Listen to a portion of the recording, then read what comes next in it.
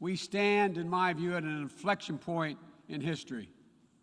And I'm here today to share with you how the United States intends to work with partners and allies to answer these questions, and the commitment of my new administration to help lead the world toward a more peaceful, prosperous future.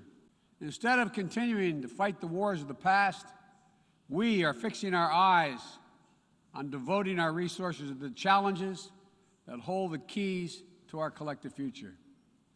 Ending this pandemic, addressing the climate crisis, managing the shifts in global power dynamics, shaping the rules of the world on vital issues like trade, cyber, and emerging technologies, and facing the threat of terrorism as it stands today.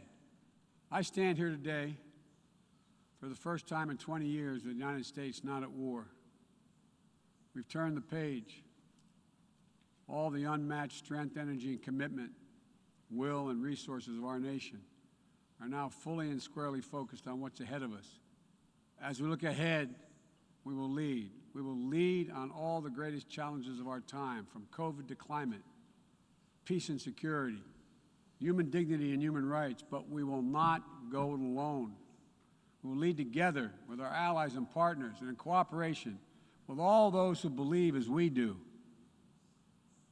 that this is within our power. Our security, our prosperity, and our very freedoms are interconnected, in my view, as never before. And so, I believe we must work together as never before. I prioritize rebuilding our alliances, revitalizing our partnerships, and recognizing they are essential and central to America's enduring security and prosperity. Make no mistake, the United States will continue to defend ourselves, our allies, and our interests against attack, including terrorist threats.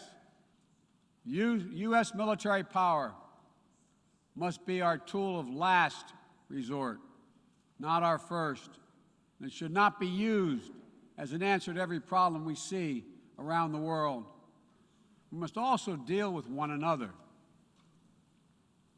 All of the major powers of the world have a duty, in my view, to carefully manage their relationships so they do not tip from responsible competition to conflict. The United States will compete, and will compete vigorously. But we're not seeking, say it again, we are not seeking a new Cold War or a world divided.